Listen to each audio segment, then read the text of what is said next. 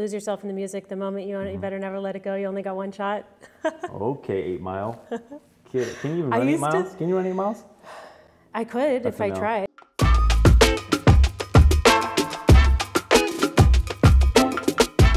Here we are. I have the pleasure of having someone very, very special on this podcast. Ashley Guarrasi, right? I said that correctly? Yes, Guarrasi. Awesome. Guarrasi. You did. What is what's Guarrasi? What is that? It's Italian. It's Italian? Yeah. What part of Italy? What Italian. do we got? Sicily. The spicy ones. Is that spicy? I was just gonna say that's spicy. So I'm actually Italian and Indian and Swedish, a little bit mixed. American Indian or? Dot. From Red India. Dot Indian. Red Dot. We're gonna get canceled for that. Okay. Okay. Let's start over. All right, here we go. We are? No. So I wanted to have you on this because a couple different reasons, but I want to shed some light on, well, I know who you are, but how you came to be who you are. From my recollection, I remember about 8 to 10 years ago. We'll call it 8 just to be. Yeah. It was about. Instagram's fairly new. It is new. Everything's people are on social media. Instagram's like doing its thing, and people are starting to figure out like, oh, you can use this platform as a business. You can promote yourself.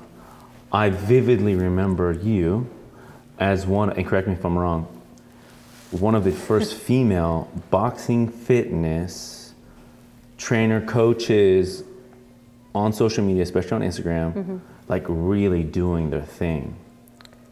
That's because I was. I mean, that was me. And even people now, Dre, will reach out and we're like, you are one of the original like OG fitness boxing people, And I say that with confidence, and it is the truth because I don't remember at the time.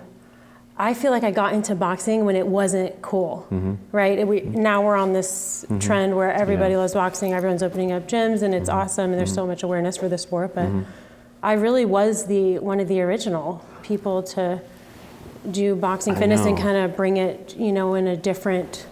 You brought it in a different light, and you were doing it differently. I can't really like describe how different, but I can say this much: by watching your content then and now, you were doing things, partnerships. Yes. You were doing brand deals. You were doing collaborations. You were doing pop-ups. I'm gonna name a couple brands here in the beginning that like I think they're still around, but. Cali Active, right? You were doing stuff with Angie. That was one of the original stuff. I remember you were doing pop-ups, one of the original. The hand wraps, the really cool gloves. Yeah. And you were out there really doing your thing. And I was on social media too. I was doing my boxing stuff. But you were really one of the first people to grow a following on social media, really do these collaborations and partnerships, do cool videos as well. I thought that was an interesting time for social media, especially Instagram. And I'm really talking about Instagram at the time because it was so new to everybody. And I remember Vine came out. They had like this 15-second reel and like everybody went to Vine. And then Instagram was like, no, we're gonna do that too. And everybody kind of came back to Instagram because you're able to do those 15-second videos. And within those 15-second videos, you could create a highlight reel. And I think you were doing that. You were one of the first women to do that and expand. You had a great following then. You have an even better following now. I feel like you've transitioned your life, one, because I know you, and two, I know some things have happened in your life, good, bad, and indifferent, like most of us. Yeah. They've sort of shaped you to where you are now. But I want to go back to the beginning, the genesis of this. It's like the brand deals. Who were you working with back then? Like, name some brands, name some people you're working with, name some areas that you worked at, if you recall. And it's been such a journey, Dre, and sometimes I feel like I don't take a step back and really like appreciate and be proud of myself for the journey and the process, because we're constantly evolving, changing, growing, making mistakes, fucking up, and again, and then we learn, and then we, it's just such a journey. And I guess, it has been 8 years. Sometimes I feel like it's been 20, because I just feel like it's been, I've been through so much in that time, but like you said in the beginning, I was working with some of the kind of smaller brands at the time, but we're still very cool and had great products, Cali Active. Remember Boxing Hype on Instagram? Wild, right? Yeah. They were the first ones to report boxing. I remember I was on some of those videos. Same here. I did a photo shoot for them too as well. Never even met the people or who ran the social media. I ended up hearing it was like some doctor in New York that like owned the account, but he was putting fights of, like, at the time Andre Ward was fighting, so he was Yeah. doing highlights. And that was really where I was starting to get my news from boxing. Yeah. And now you have all these different boxing channels, which is know. incredible. But that was a brand, Yeah. Boxing Hype. Shirts, hats, things like that. Then I want to bring this back to you, but Yeah. what were you doing in the beginning? How did you get started? And then why boxing? Gosh. You could have been a trainer. You could have done polo. You could have well, done I was a trainer. tennis. I was working in sales at the time. Yeah. I was getting my personal training certification, and my first actually boxing lesson was actually back in Aliso Viejo. It's called the Renaissance Club Sport, with a guy named Frank, who's very old school. I think he used to be associated in Costa Mesa here, but that was when I started, and I just wanted to do something different. That was a different workout than what I've done my whole life, which was running and soccer and whatever sport. Lifting. Yeah, traditional workouts. And I had gone through a really tough relationship at the time, abusive, mentally and physically. And I wanted something to feel strong, because I did not feel strong and confident, empowered at the time. I felt lost, and I was really young, in my 20s, I feel like early, mid-20s.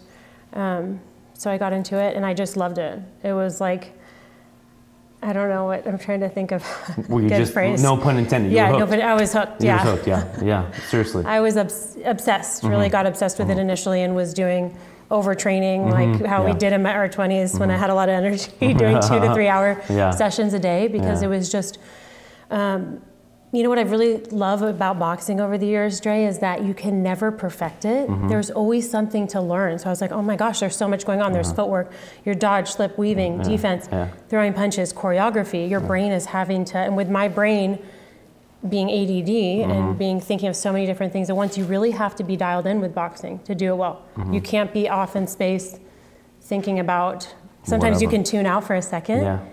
But I just really, really loved it. And I kind of came naturally to me, just being, I was always athletic growing up and loved it. And then moved to LA and got into personal training at Equinox, West Hollywood, in the Sunset Boulevard, right where everything is, in the middle of everything.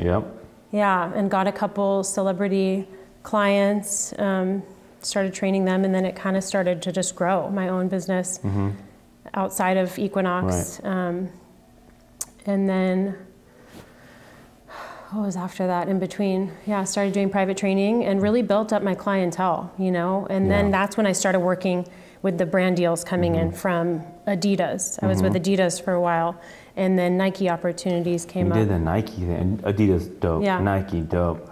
How did that make you feel? How did that, like, not just come about, but how did that make you feel when you started? I mean, this is the creme de la creme. I mean, Nike, come on. Yeah, it's the top. It's definitely, I think at the time, I didn't really appreciate it as much as I should have.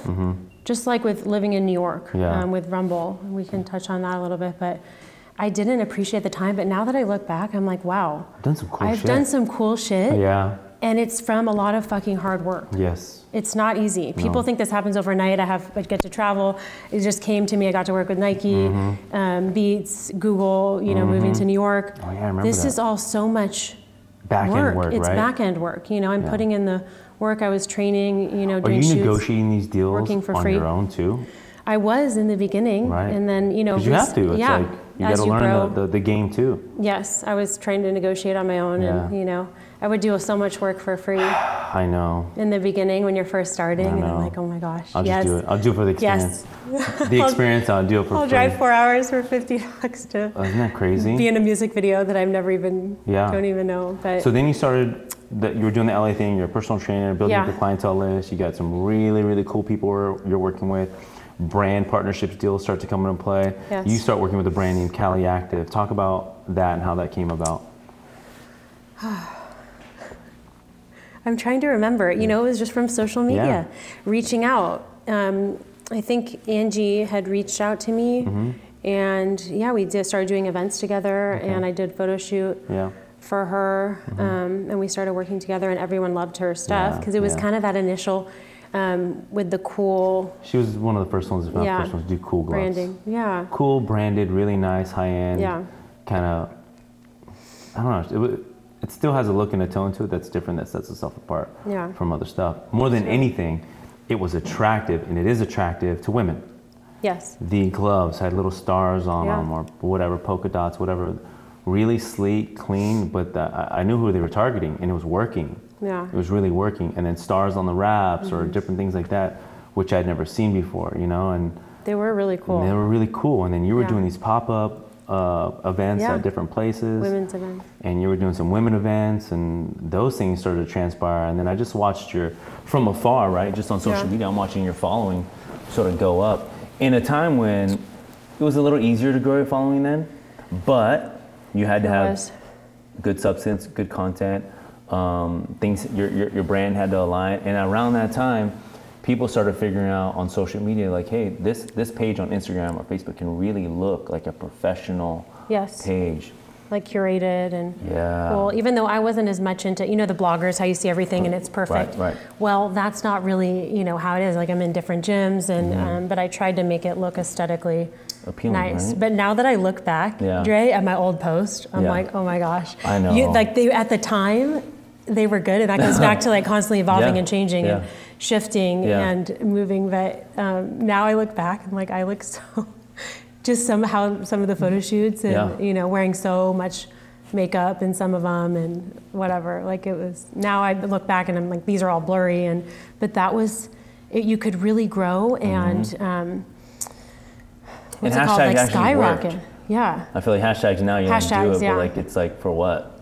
But hashtags back then actually, like, I don't know, you can search hashtags. And I was just posting every day. I was going into the gyms, Wildcard, Fortune. I would go into this guy, Terry Claiborne's gym, because I found out he trained Jake Gyllenhaal and Denzel Washington. And I was like, I'm gonna run into them at some point. And I was really obsessed with, you know, Southpaw, the boxing movies, and a couple times I went into his gym and they were both in there. You just said something interesting to me that I don't think a lot of people do, and I don't think a lot of people are aware that they can do this. Sounds like to me what I just heard, you said, hey, I heard that such and such is at this gym. I put myself there to hopefully what? Maybe run into them, rub shoulders. I don't think enough people do that. I don't think enough people want to take the opportunity or know that they can take the opportunity to like fucking squeeze your way in there. Like not everything is like, you're not gonna meet the president through me, but maybe somebody through somebody, maybe you will. Like people don't really know how to navigate or work those angles. They think sometimes not everything is head on. Right? Relationships are dynamic, and how you get to a Jonathan, how you get to an Ashley, how you get to an Andre, how you get to whoever else isn't always a direct path. So what's your take on making things happen? Because it sounds like that's what you tried to do, right? Maybe it didn't work for Denzel, maybe it didn't work, but I mean, I still ran into them eventually after going, because I had found out this guy, Terry, he's off La Cienega and, you know, the middle of kind of East LA. I'm not the best with geography, but around that area. And I ended up one day I walked in and Jake was in the ring with him. I call him Jake like I know. You're like, I will marry Jake Gyllenhaal. I'm dead. So cute. I'm dead. And then, so, and they were really cool and friendly. And because you're in a space where it was like a safe space, you know, in the boxing gym. And you're in a boxing gym. I mean, when you're in a boxing gym, it can be very humbling. Boxing does just humble you. Walking in there, okay? That's one way of just feeling humble. Wow, I'm in a really authentic boxing gym. There's some people sparring, hitting mitts. I don't know anyone. That's one way. The other way is get your ass in the fucking ring, get your ass handed to you, and whatever you thought of yourself on the streets clearly isn't the same. And that's really the only two ways you're gonna get humbled in a boxing gym. One, you have that about you, and you walk in there and you're humble because you know you're in a place that's brand new to you, and you come with respect, and you leave your shit at the door.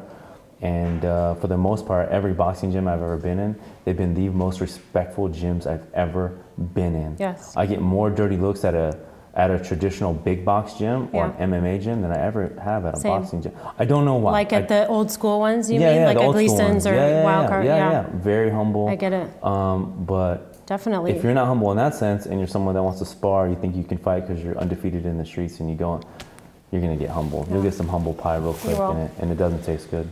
And also, Dre, I really believe you create opportunities for yourself. It doesn't just come to you. Maybe some people are lucky their dad was, I don't know, Steven Spielberg or, you know, Mayweather. You might get, you know, in the right places at the right times. But sometimes you get lucky, but a lot of it is just hard work and dedication and consistency, right? And not giving up and keep moving forward and creating opportunities for yourself. Because that didn't hinder you, right? Like, okay, maybe I didn't do anything with Denzel, maybe I didn't do Jake Gyllenhaal, but like, you still had, but I would try to put myself in those places. Like I went to Gleason's initially because I found out Hector Roca, you know, the old school guy, he's mean, but he's great. He trained Hilary Swank for $1 Million Baby.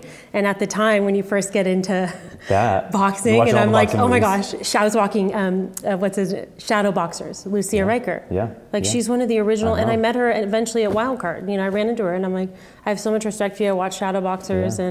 So I put myself into those. That was the reason initially why I went in. You know, like I took a trip to New York, I think, this was way before Rumble, like way when I first got into it to train with Hector. And I have family in New York, so it kind of worked out. But yeah, and he was really mean and yelling, but it was humbling. But you get a chance to work with him? But and he's legit. He's one of the OGs, right? Just like the Guzman, Joanne, Freddie, you know, Justin Fortune, great guy. There's probably like 10 OGs left in the country for boxing that I can think of right now off the top of my head that are still around. But it's so cool to be in those gyms with so much history. Yeah, for sure. And those people have, you know, I feel like trained so many some of those amazing rings fighters. that you've been in, I've had the pleasure of working out at Gleason's, incredible, and working with Joanne, he's incredible. I've had the pleasure of sparring at Wildcard. That's an experience to think that I've been in a ring that world champions have been in. We've been on the same battleground and shared the same ring.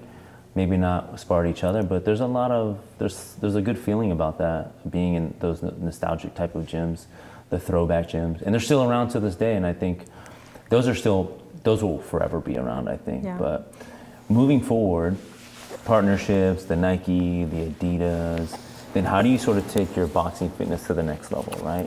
Do you end up working with somebody? Do you work with a boxing group? Was it Rumble? What was after that? And then how did that even come about? You know, I would have to say it probably was Rumble that really, what's it called? I can't think of the right word, that fueled me kind of, or pushed me into that next, the next level. So I never did group fitness before Rumble, before I was scouted for that. How they found me, Eugene Rem, one of the co-founders of Rumble, he came into Wildcard, and I was hitting mitts in the ring with Eric Brown, another legend. Love Eric Brown. Another legend. He was my first coach in LA. Loved him because I saw that he was legit. And he trained Kids Chocolate and Polly Malignaggi. The list is long. So I was hitting mitts, and he came up to me and he's like, "Hey, I'm opening up a boxing gym in New York, and I'd love for you to come out." I'm like, "Okay." So everyone's opening up boxing gyms now.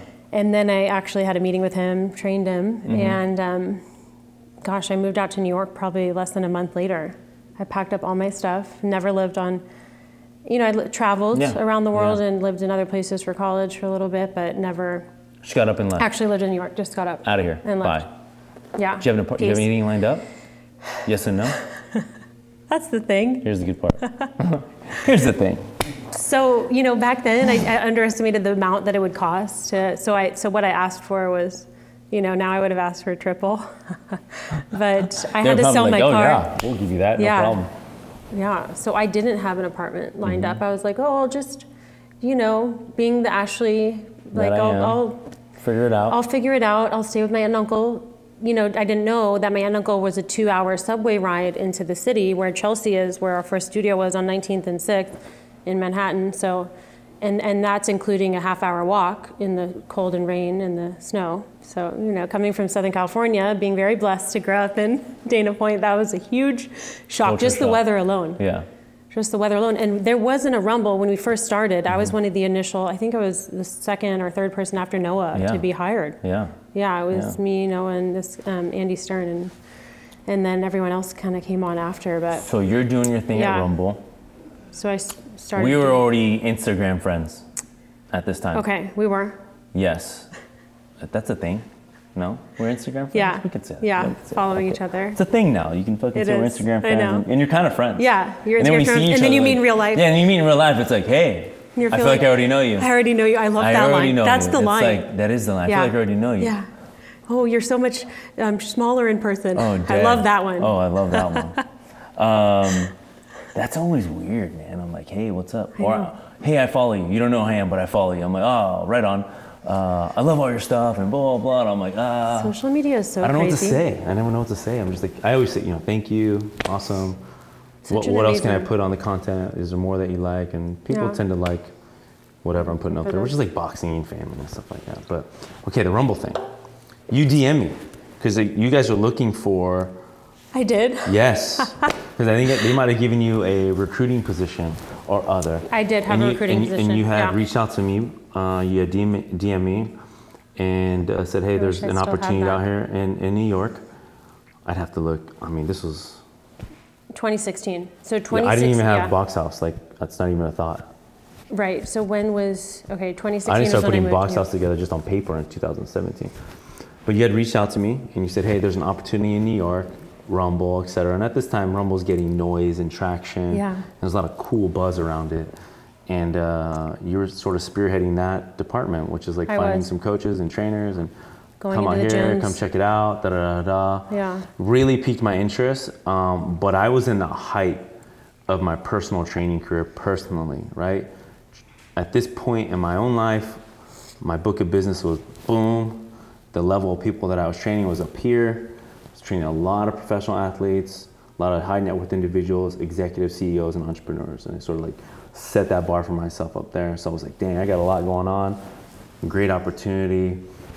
Intuitively, I already knew I was going to do something myself. I didn't quite know what, and I was just stacking chips for my big move or my big play, which ended up being working out. But I just remember reaching out to me, and I think we had gone back and forth a little bit. Yeah. I said, I'll keep it on the back burner. Appreciate you reaching out. I'm going to ride this thing out on my own. I'm going to go do my own thing. Yeah. But you went off and you fucking kept going. You kept killing it. Yeah. So take it from there. I did it. You're doing your thing with Rumble, and then what happens? What goes? How's that experience? It just kind of kept, what's another word for spiraling? I'm having, it just kept. Downhill? No, or upward? uphill. Oh. Rising. Yeah, riding to the top. Yeah. I guess once I started teaching at Rumble, and I was so bad in the beginning, Dre, I just want to say that. Because people think it comes, oh, you're always good at, no. I still don't think actually I'm good at boxing. I did have to be humbled, because I did think at one point I was the best. Okay. And I was a little overly confident. Okay. There's a place to be confident yet humble. I feel like when I moved to New York and I was on this high and Rumble and everyone's thinking you're kind of celebrity, there's a lot of hype. Yeah. And I needed to be a lot of press. Celebrities coming in, Bieber, Hailey Bieber's, the what's it called, Kardashians, Selena Gomez, David Beckham was in there. Like it was big time. It was a big time thing, and but in the beginning we were working out in some basement and I was trying to learn how to teach group fitness, and I was actually not comfortable in front of the camera. It took work, and especially because you're multitasking. People, you don't just get up there and.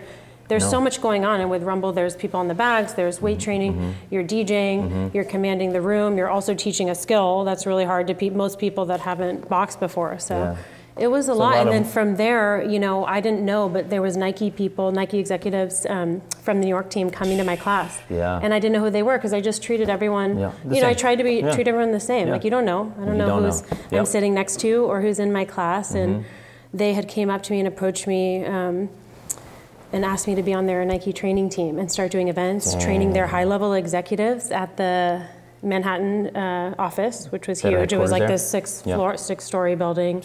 So dope. How cool is that? And events with Kevin Hart was there, How cool at is the that? time. Talk about that, because people, they see on Instagram, they see social media, and you're doing your cool video and you're walking through Nike headquarters, but more the experience of that's big time.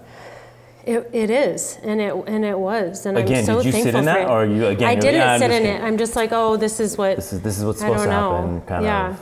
But now that I sit back and I just take a moment to reflect, because I feel like I was so just all over the place. I still trying to be everywhere. Trying to be everywhere and do everything, and but it was such a dope opportunity, right? Some people would die for an opportunity like that, and I'm so thankful. I truly am, and it was just. I love that you're keeping it real, because one side of the spectrum is being thankful and understanding that you had an opportunity from me, but the other side, what I'm hearing is I really didn't sit in a lot of this stuff. I didn't sit in at the time. Hey, you know what? I worked really hard, and I'm getting all these opportunities, and I should just be thankful for a minute. Yeah. Just take a moment, wow, you know, I'm working with Nike. I get to be, you know, train these high-level executives that believe in me, that, you know, support me, that have came to my classes, and I, you know, want to be here. And then from there, I started, I booked a really big Apple commercial spot for the Apple Watch. Dude, and you've done some dope shit. I've done some dope, yeah. And that was the biggest payday I've had from a job commercial. I was like 20, that's it. I don't know, 20K. I don't know, I pay you pretty well, so I don't know. I'm no, just kidding. well. You're like really well. Yep. Yep. He pays me in beverages. And Trulies and White Claws. And boxing gloves. I love that. Hey, we'll do a trade. Yeah. We'll do a trade and, you know, give you boxing gloves and hand wraps. I'm like, well, so is that going to pay my... hello? Yeah. Come on. You know what happened, Dre? I didn't have an agent at the time. No one would sign me because I was too short and not and too athletic looking at the time. This was before, like, I guess the Wilhelmina sports, you know, models now, like Peloton, all the Peloton girls are with them. So now, you know, they're not as much on the height thing. But I tried to get with, what's it called, Sports Unlimited, SLU, Wilhelmina, and he said, I remember the guy who did the fitness division. Correct. He just said, you know, you haven't really done enough, and we don't really see you as a good fit here. And I'm like, gosh, I want to, because I wanted to do more fitness and commercial acting. And then I went back to LA for a trip for a few weeks, and I got asked to do an audition back in New York when I got back for this. Actually, I was just gone for a week. Yeah, I went back to LA, came back, and I got asked from social media. I got an email from a casting assistant to come into this casting for a boxing commercial that they couldn't say who the client was. I'm like, okay, whatever, I'll just go in. So I went in like I'm going to fight. I had my hands wrapped already. I did my hair. I went in and I saw the girls in there, and I'm like, you know what? I was just feeling so confident that day, and I saw I knew the girls in there, and I was like, you know what? I'm better than all these girls. And confidence. Yeah, confidence. Yeah. Because I saw some of them. You already knew. And I didn't know I was better than them, so I was being a little cocky. But I walked in there, and I'm like, they're like, oh, have you boxed before? I'm like, yeah. I've been boxing for 5 years. Yeah. I box every day. Yeah. I just went to train for 2 hours. So what do you guys want? And they said just a shadow box, and you know, they're like, okay, show us some moves. Yeah. You know, like, you know, the shadow box. And then they were asking if you shadow box with gloves on. I'm like, absolutely not. They're like, well, the last girl did. And I'm like, hey, well, she shouldn't be hired because you're not supposed to actually hit the bag. So I was just so confident because I'm like really struggling at the time. I didn't have money. I was living with my aunt and uncle. I had spent all the money they gave me for the move. This was in the very beginning of Rumble. Anyways, so you landed the deal? I booked the commercial because the casting, the director of the commercial that Apple had hired said he looked me up and he saw my videos on Instagram and he saw that I was legit. And he said the other girls didn't really have the swag, and they didn't really, I could tell they didn't know the form, and he said I wanted someone legit who, you know, also I had the head shave at the time. Oh, I had that. You had the side head. I had that. That took forever to grow, I remember. Yeah, I had that head shave. So they wanted someone who looked unique, who could box, who was, you know, ethically ambiguous, edgy. Yeah, you had and different. So I landed it, and that was one of the biggest paydays, right? Yeah. So you had one group say, hey, you're not tall enough, fit enough, too fit. This, the agent. Maybe your hair's not our fit. And then literally a week later, someone says you're everything we're looking for. Yeah, and I got flown to LA for that job actually. So I was like, yes, I could go back to the Sunshine for a couple of days. They put me up, and that was really, really cool. You know, being on a set like that too. And I didn't know it was going to be a worldwide ad. I didn't know if it was going to be a commercial on TV or it was. I do remember that. I remember the Nike stuff. I remember the Apple one. That's incredible. So it's like a 12-hour day. People also don't realize that. They think, oh, you just shoot, you know, unless you're in the industry and you're in this, you know, that was 12, 14-hour day, and it was an 8-second cut of me shadow boxing. So it's, you know, it's a process. So you're with Rumble. How long are you with them, and what happens next? So I was with Rumble for a year. Okay. Yeah, I was with them for a year, and then I wanted to go back to LA. I didn't love the weather, and even though, you know, it was an amazing community and I built clients, Nike, I wanted to go back and possibly work for them in LA. And then I kind of got a little overconfident, and I just decided I wanted to, you know, in my head, I wanted to work for myself. Okay. And so I left. I left Rumble. And I did my own personal training and started doing events and pop-ups, and I still was doing my thing back in LA. And so I was just there for a year. So you're LA, you're picking up clients. Are you starting to take on some like well-known people? Yeah. Can you name a couple? Yeah, I was training Tay Diggs. Oh, Do you know? Yeah, Tay Diggs. I don't know personally, but yeah. Yeah, another guy, Mo McRae. Mm-hmm. He's dope. He was in Den of Thieves with 50 Cent and those guys. Gosh, I'm trying to think of the other ones. I can't really name the others. Yeah, I know. That's all good. That's all, I want to see how much That's what people say. I love when people say that. Out of you. I can't really name the others. You know, and I know. But I used to, yeah. Signing NDAs are real thing. Yeah, Neo actually. Yeah. Neo and his girlfriend for a minute with, I was working under this other trainer, boss in LA. Yeah. Yeah, that was dope. But I was around, I feel like it kind of became, even in the beginning, I thought it was like, oh my gosh, that's Kanye or Jake or Gyllenhaal or whoever. Yeah. But now, I guess then it's kind of got more, you get more used to it. If you're in LA, I was in LA for about 6 years, you know, my whole, pretty much my whole career. And running that gamut, right? Yeah, and that was when Kanye was going into Equinox. Remember that song? Which one? I forgot. It was the Kanye song. We was talking about all the bad chicks up in Equinox. I got it. The bad chicks up in Equinox. Later. Maybe I'll play that in class. I forgot what the song. I like Kanye, man. You like Kanye? You can keep it real. I like his music. Yeah. I think he's, you know, I love the Graduation album. But you know what I really listened to when I first got into boxing is 50 Cent, Get Rich or Die Trying, and Eminem. I was so into the hardcore. I mean, that was his best album. It's one of my favorites. Eminem's, man, he's hardcore. So good. He's so talented. Who's your favorite rapper right now? You got a couple? I like the Lil Baby guy.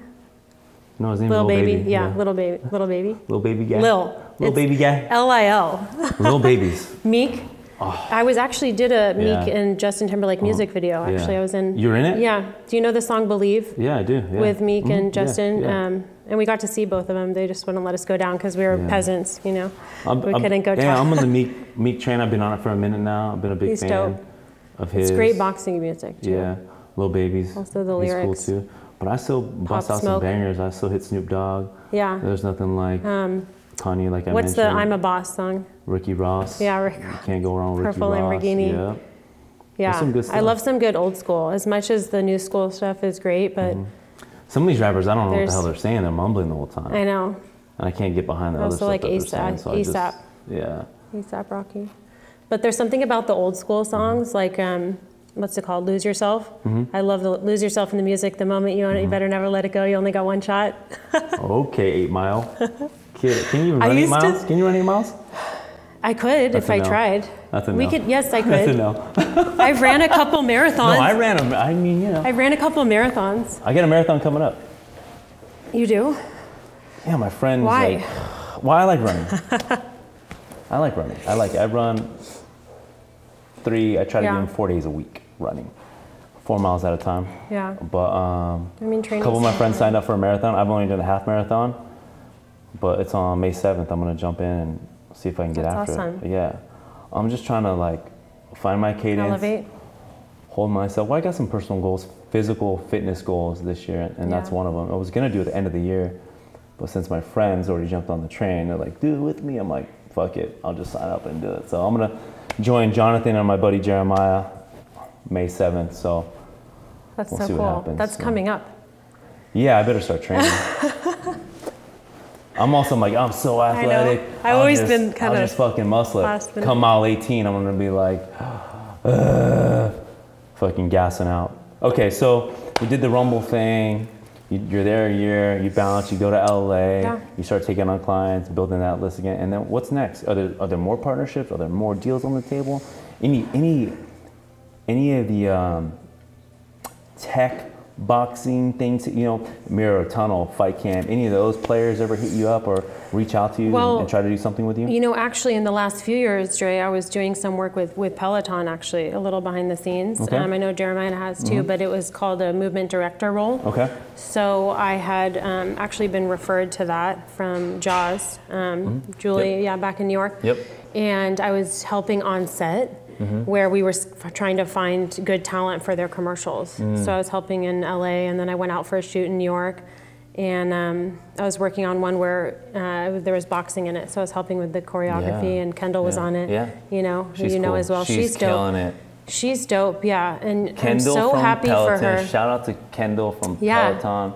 She's absolutely crushing it. Every once in a while, I'll take her classes on Peloton. My wife will take her classes too on Peloton. She's a rock star on there. She really is. And I remember, Dre, we had a conversation, and she remembers this too. I talked to her about it when I went back to New York. It was kind of full circle, but she had said, she had sat down with me for coffee when I moved back to LA. I wasn't with Rumble anymore, and she's like, what do you think?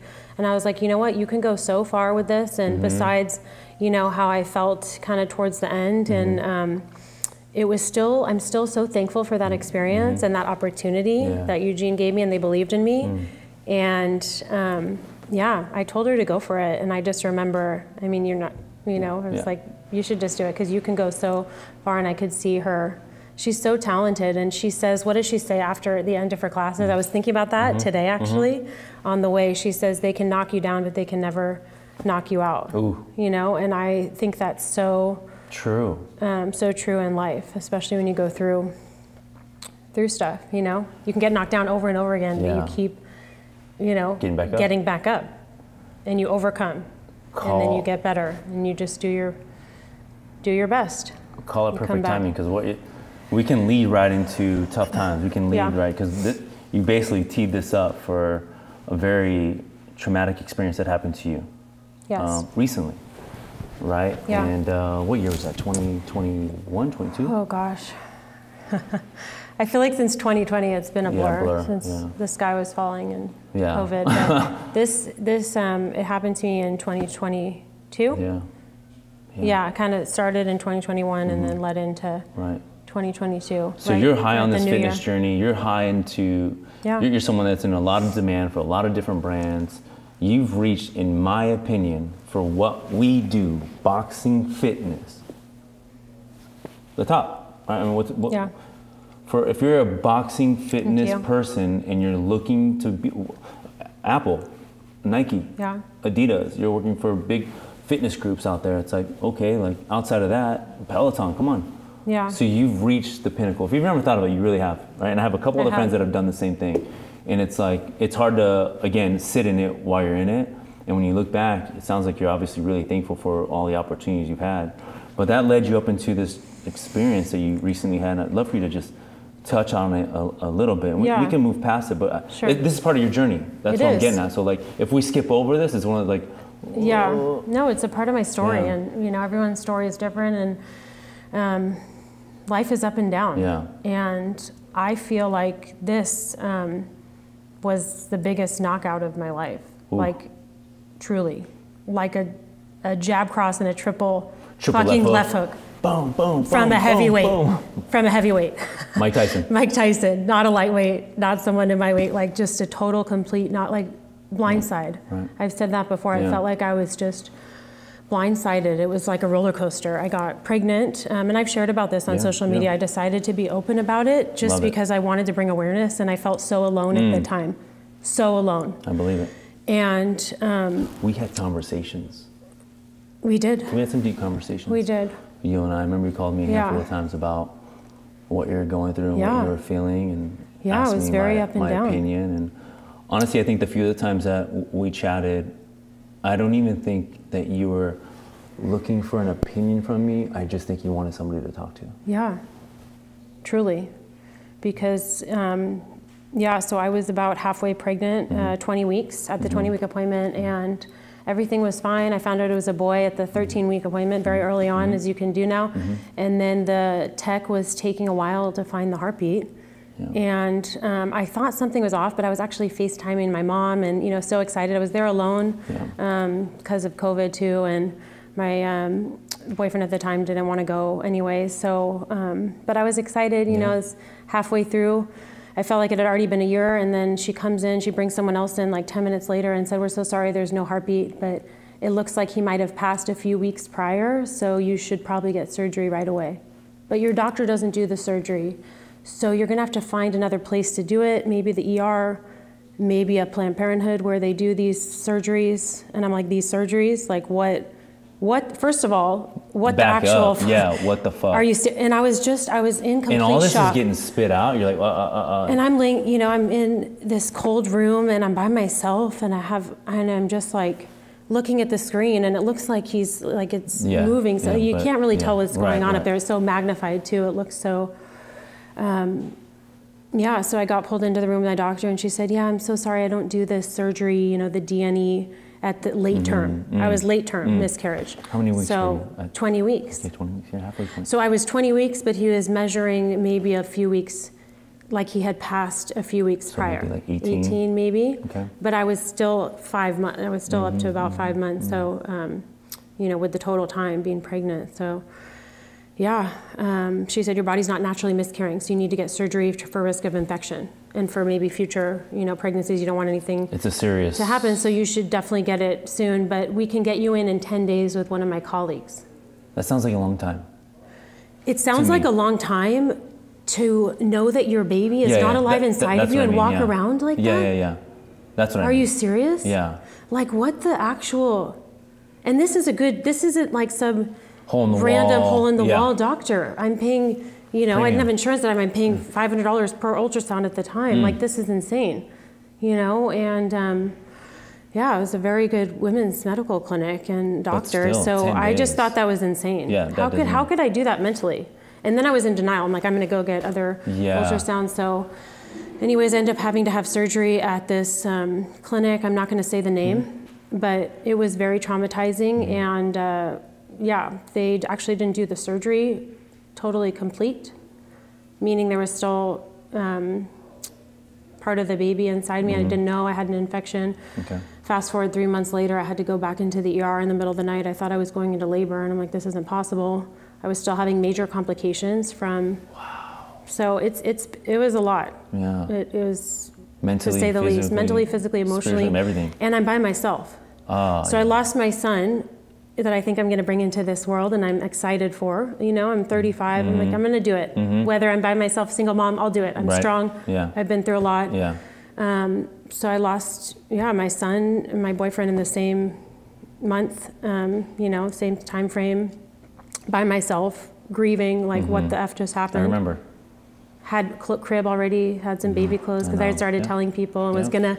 I took announcement pictures 3 days before I found out.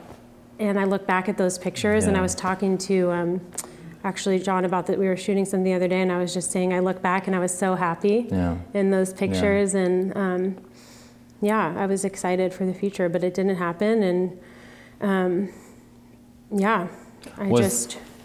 mean, this is a lot taken. We went from like, I know, Peloton, Nike, fucking brands, boom, very heavy, literally the heaviest of the heavy, the heaviest, right? It's like traumatic. It's death. Yeah, absolutely. Trauma. So you have the surgery. Sounds like you had to have it a couple of different times. Yeah. But like, let's just talk about like what sits in afterwards, like mentally. What were you thinking? The darkest time I can ever have imagined in my life. It's hard to put it into words. Yeah. I'm almost speechless at the. It's hard to describe it, because I was so dark and depressed and down, and I'm like, I'm to the point, Dre, where I don't want to live anymore. Yeah. And I didn't want to go on. Yeah. And I'm like, I don't have purpose anymore. Like, I want to go to heaven and be with my son. Yeah. Because the pain was just so, it was too deep. It's so raw and deep, and it's like, why did this have to happen to me? You know, I'm like, I can't do this. I don't want to go on. Yeah. You know, and I had thought about taking my life. Yeah. I had thought about it. I had really dark thoughts. You know, like, God, just take me. Yeah. I don't want to do this anymore. It's too painful. Because I didn't want to. It's so hard to face the pain and the trauma, you know, like to face it head on. And, you know, but I made it, and I'm so. You know, it's a journey. I'm not fully healed yet. I don't think it doesn't go away. People are like, oh, you can meet someone else one day.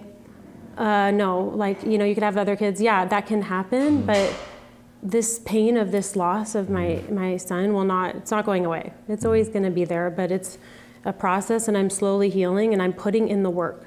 I'm putting in the work. I've noticed that. I'm watching, you know, I'm not trying. just your social, but like, I've known you for a few years now, and if you don't know, viewers who are watching, we work together, and so, you know, I've seen different Ashleys, right? You've seen different Andres, but I've seen you evolve since this has happened. I've seen you like shift. I've seen you be really, really down, want nothing to do with anything, anyone. Yeah. any industry to like, I think I want to slowly get back into it, having some conversations about it, being totally open and transparent with me, which I always appreciate, just as a human being to another human being, because it just makes it easier, because then I can understand where you're coming from. I may not feel it or get it, but I understand it. You know what I mean? So I appreciate you always being transparent in that sense.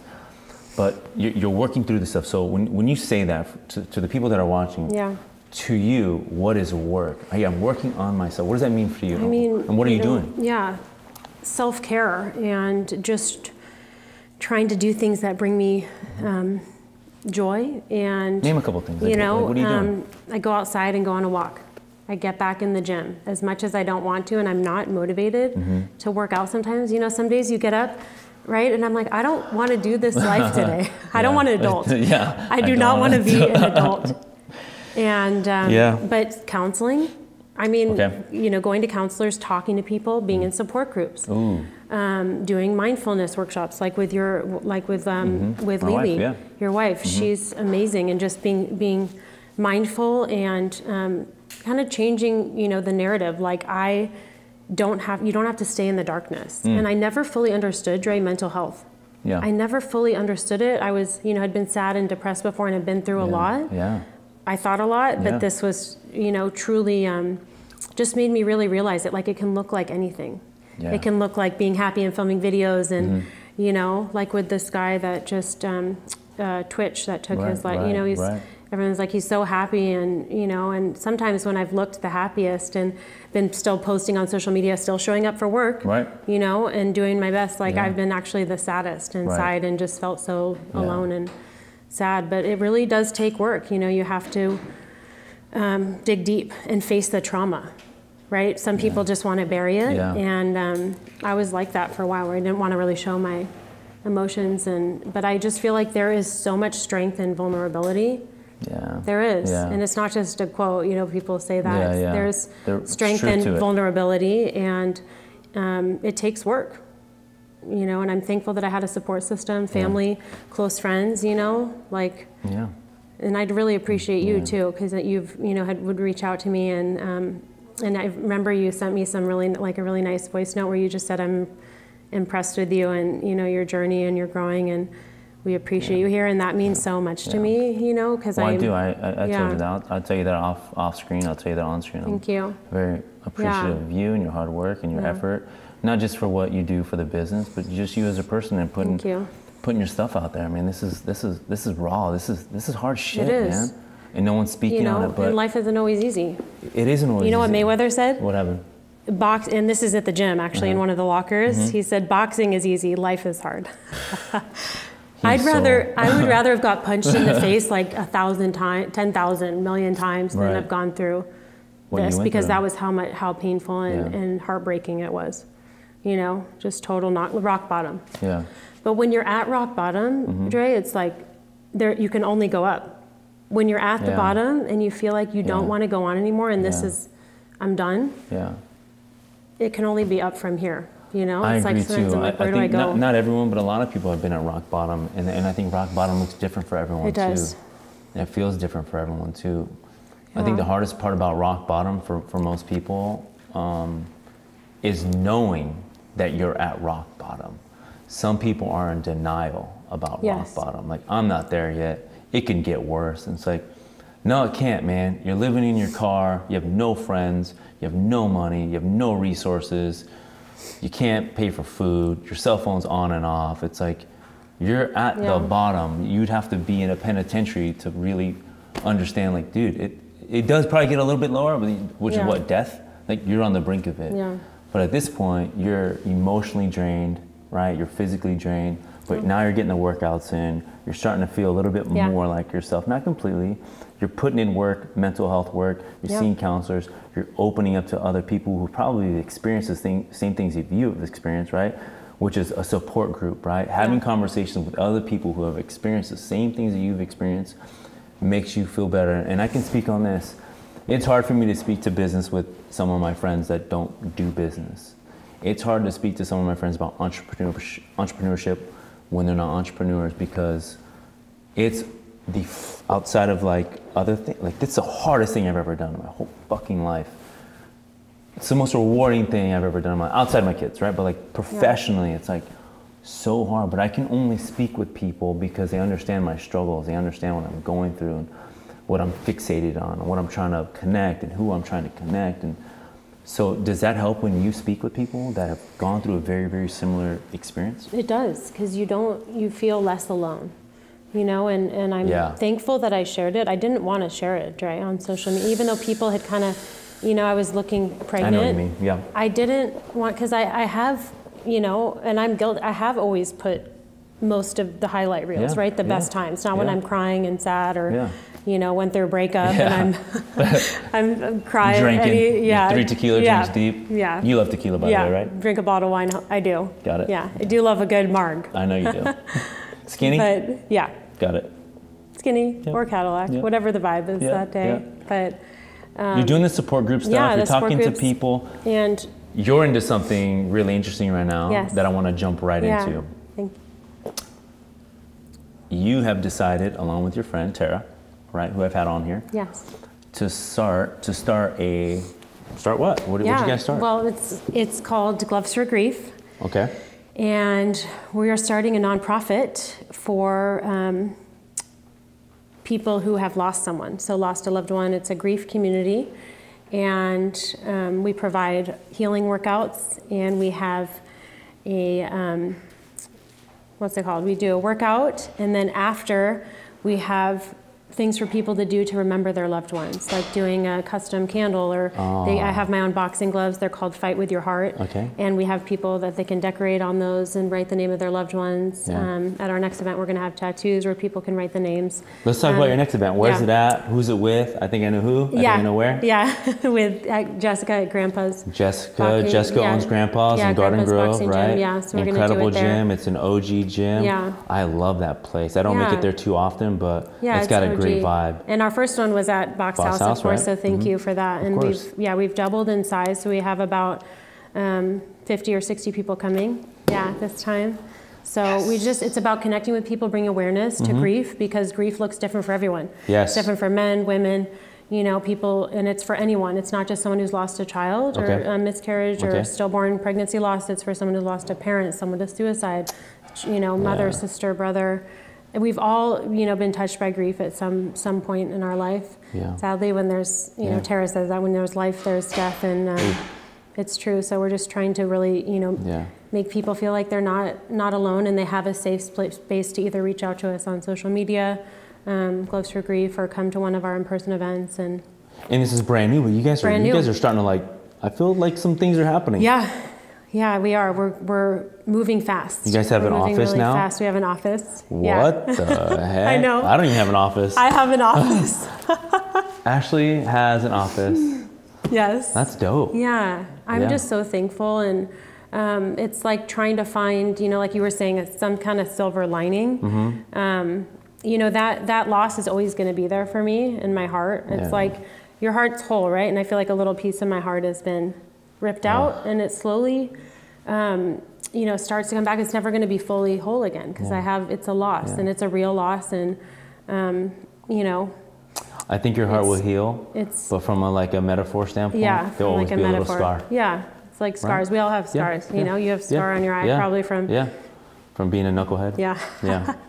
We won't talk about that. So, it's a different life. You know, it's really about, Dre, I want to just say, you know, we all go through hard stuff. Yes. We all have hard. Yep. Having kids is hard. Marriage, you know, life. You don't know people's stories, right? And I used to be kind of, you know, quick to judge people sometimes, like, oh, they have that. Like, people would judge me. They're like, oh, you have this perfect life. You get to travel all the time. And I do have so many amazing opportunities. I'm so thankful for those as I take a step back to look at that. But, you know, we all have, life is like this. It's up and down, and we all have a story, and it's so important not to judge people, because you don't know what someone's going through, like in the, you know.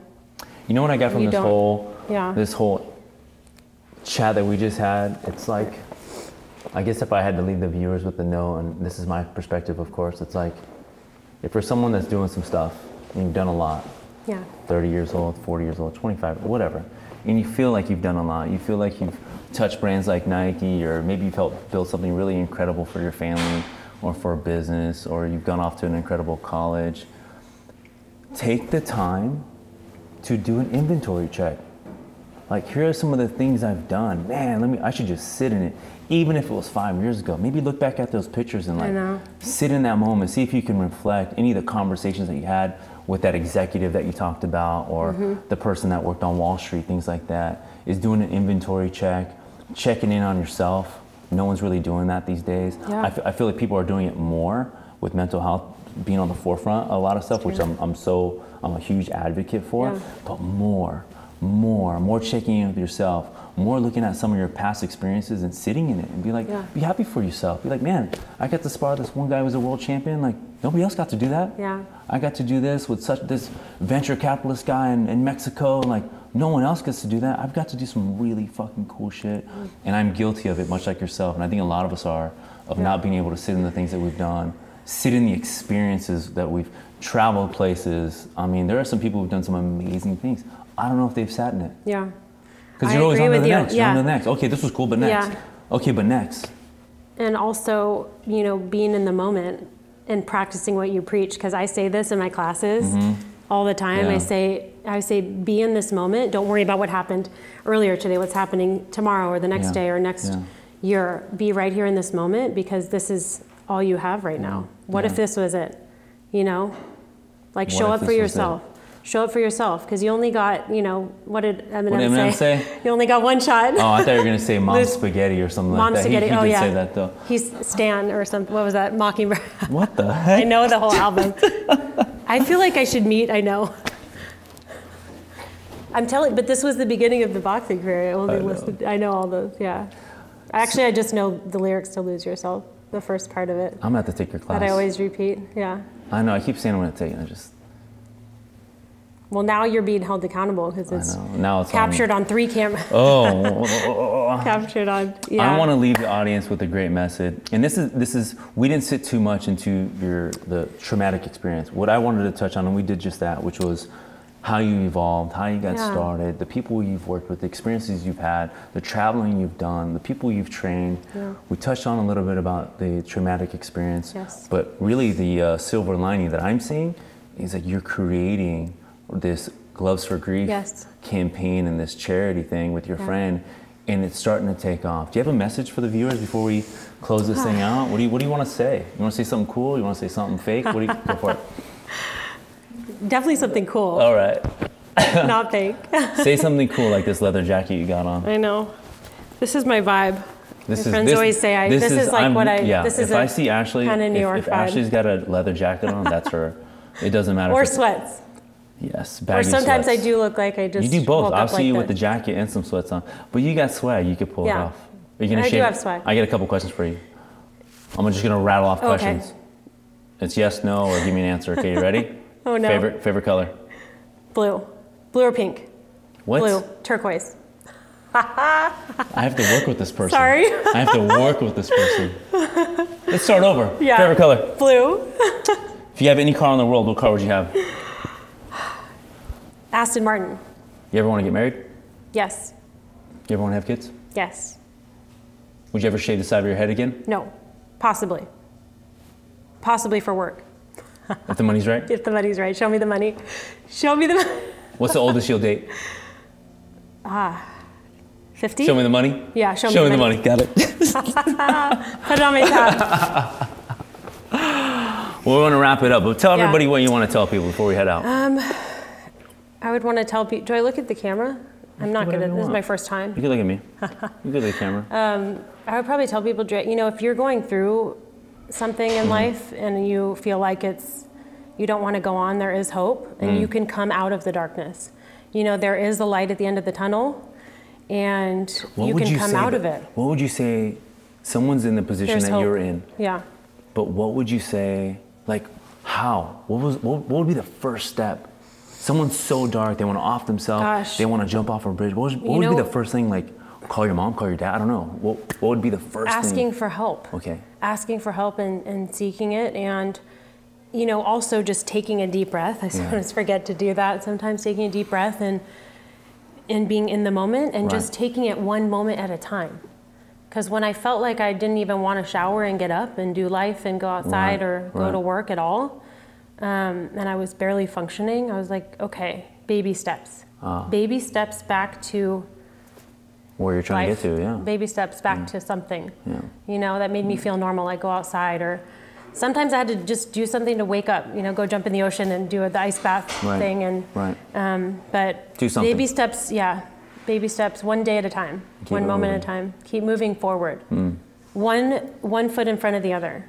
All the stuff we're taught when we're like in high school, right? One step at a time, literally. Keep moving forward. One day at a time. Go in the right direction. One foot at a time. That actually sits well with us at this age, the age that we're at. People would tell me that too, just, you know, when I was panicking and having anxiety attacks and just was so, you know, panicking, and I had to go take myself to the hospital because I was like, I don't want to, you know, do this anymore. Just one day at a time, one step at a time, and keep moving forward.